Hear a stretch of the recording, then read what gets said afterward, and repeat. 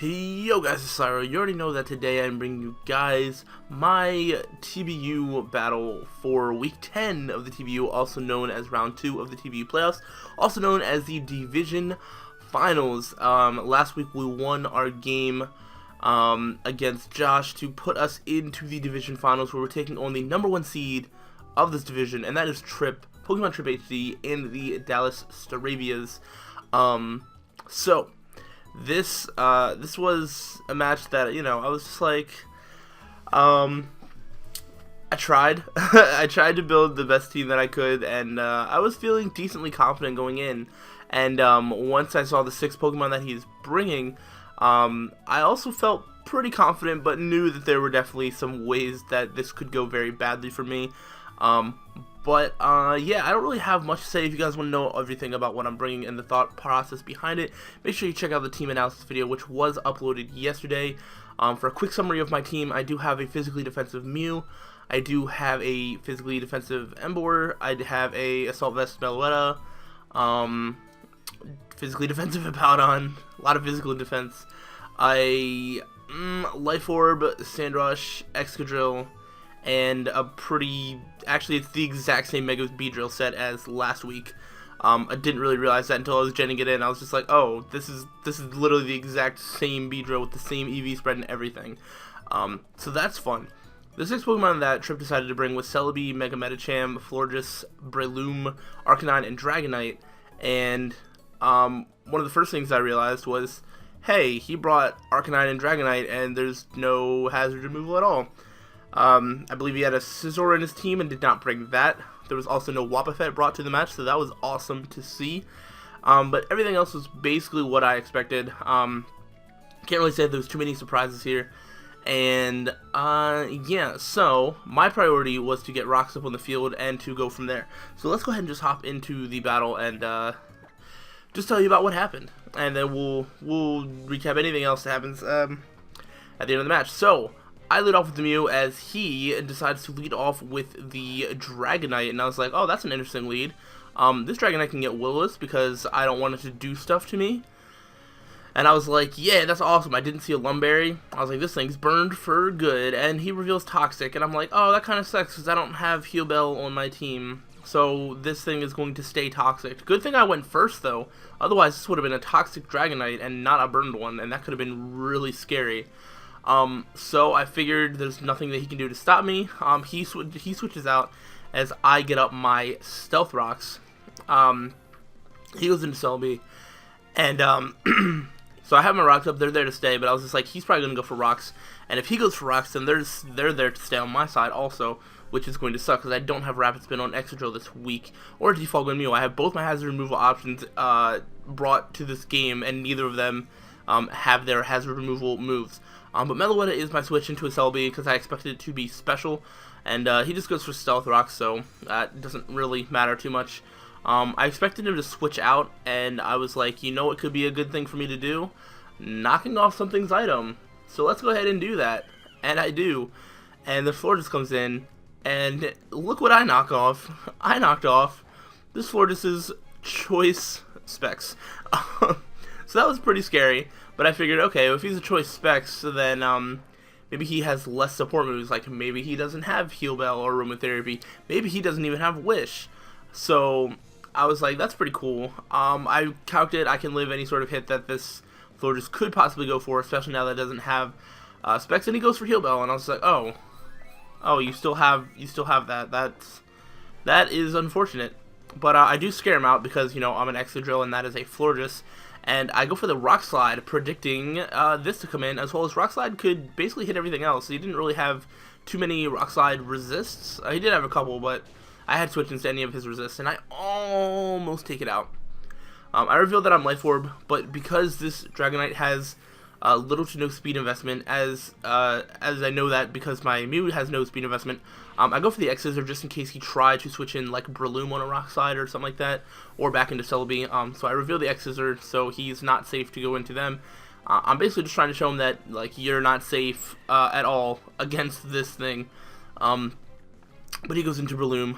Mach Punch is the thing, so I go into my Breloom, switch in the only one I have, and that is Emboar.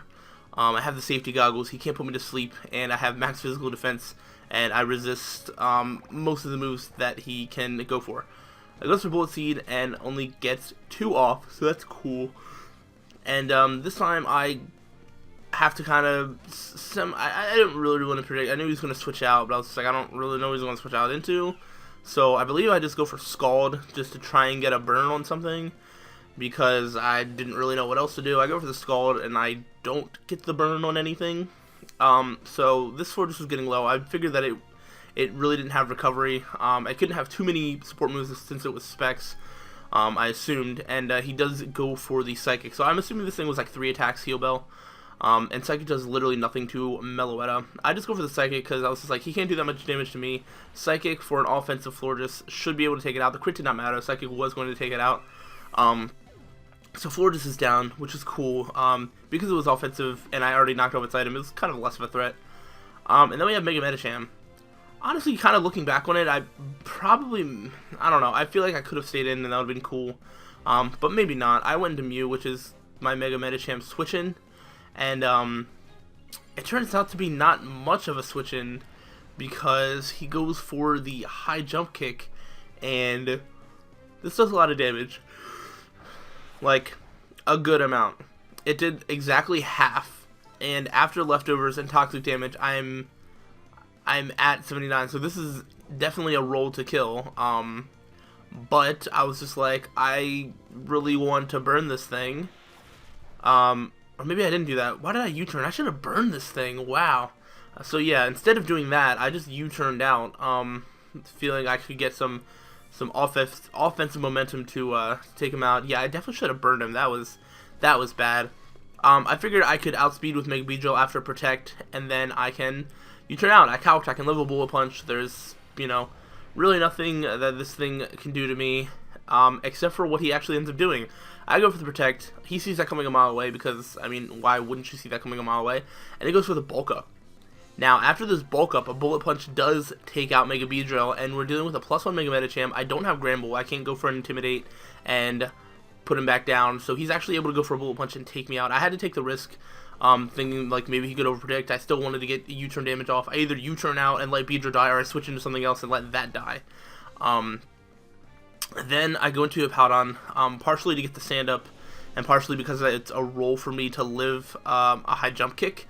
But he goes for the high jump kick, and I believe the roll was in his favor for me to die, but I don't remember. And so Powdon just straight up goes down. So the only way I can really threaten him out at this point is to go into Excadrill, and because I outspeed, because I'm Sand Rush, and if Breloom wasn't alive, I could just sweep. Everything, literally everything, dies to a mixture of Earthquake and X-Scissor that's left on his team. I think even Breloom does. Actually, Breloom might not, but it has Mach Punch, so he can bring in Breloom and throw me out at literally any time. But he brings in Celebi, which I thought was kind of weird. Maybe he was just trying to waste some sand turns. And if that was the case, then he did that pretty successfully. But I do go for the X-Scissor, and I take out the Celebi here, so that's out of the way. I don't think I ever really get to see what the Celebi was trying to do, because it just goes down. The only thing it really revealed was Rocks. So he brings in the Arcanine, and after an Intimidate, actually I didn't take the Rock damage into account. I should have went for Earthquake here, because I calced it, and from full health he could live a hit. Actually, even after Rocks he might have been able to live a hit. Wow, I don't think I took Stealth Rock's damage into account. I feel like an Earthquake would have still killed him. But he might have been Scarfed or something, and I don't know if he would have outspeed or anything. Actually, I don't think he would have, but either way, he went for close combat. I went to my Emboar because it's my physically defensive mon. And safety goggles are pulling through because I'm not taking Sandstorm damage, which, oh no, he's not Scarfed. He went for Extreme Speed, yeah. I don't know why. I feel like an Earthquake would have killed him. But I just go for a Scald. I don't take out the Arcanine, but the Sandstorm does take out the Arcanine. I kind of wish that Emboar did go down to the Sandstorm damage here, because I'm wasting sand turns and I can't get sand back up because Hippowdon is dead. And that's basically my only way to win right now, because I cannot take a hit from this Mega Metacham, like, at all.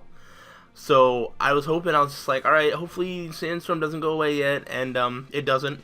So Metacham still gets hurt by the Sandstorm, and I was just like, I kind of got to go into Excadrill here. I I believe this turn I had to go for an Earthquake because I don't think X-Scissor killed. But I should have just went for an X-Scissor. Even though I don't think that would have, no, it wouldn't have killed the Breloom anyway, so it doesn't really matter. Earthquake did almost as much damage as X-Scissor to Breloom, so I was like, Earthquake's not like a terrible move, and you see it did do a lot of damage, so I don't know. At this point, I've basically already accepted that I've lost. He goes for the Mach Punch because the only thing I have left is I think Mew, which is going to die to rocks. So yeah, the Mega Medicham after the bulk up. Okay, no, I still have Meloetta. Okay, here I still have Meloetta. I basically just had to hope that Meloetta could tank some hits, but that Mach Punch does way too much, so there's no chance of that happening. And yeah, I do take out the Breloom, and he has Mega Medicham, which is his last Pokemon, and obviously he is going to be able to take me out with a Poison Jab. He could have taken me out with probably any move, so especially with the low health that I was on. Crit didn't matter, obviously, and that is the game because my last one is Mew, which dies to rocks. So I do lose 1-0 against Trip. So this game, I guess there was a couple plays that I could have made better. I had a chance to burn the Mega Medicham and I didn't. I saved Mew to be able to sack it off later, which I ended up not really needing to be able to do. I was just really confident in being able to outspeed with the Mega Beedrill, not really taking bulk up into account. Also, I didn't take Breloom into account when I was looking. Well, I did, but I was looking and I was just like, Excadrill can almost sweep his entire team. Breloom just needed to be dead, and I should have. I just wish I could have killed it. But yeah, this was a good match. I have absolutely no shame in losing. To be fair, it has been a little while since I've actually lost a game, so this kind of reminds me that hey, I'm not untouchable, I'm not unbeatable, and yeah, the Mega Medicham is one of my favorite mons, and there's definitely no shame in losing to one because it is like the most powerful mon allowed in like League format. So I don't remember, it's like one of the most powerful Pokemon in the game in general, but yeah, so maybe should have brought Granbull. Intimidate could have been really helpful, because if I intimidated it, I would have been able to live a hit with something like a Powdon, things like that. Breloom was a threat. Would have been cool to have some sort of secondary answer for that, or I don't know. There's just so many ifs, ands, buts, things that I could have done differently, but it's more in team prep than it is in the battle. There's a couple things in the battle that I could have done. I think burning that Mega Medicham is the big one, but even then, Breloom was still a massive threat, so who knows? Who knows what would have happened, but absolutely congratulations to Trip. He's going to move on to the TBU Finals, so make sure you go check him out, and go and watch the final match, which would be going up next week, and then that's going to be the end of the TBU. As for the TBU for us, this is our last game.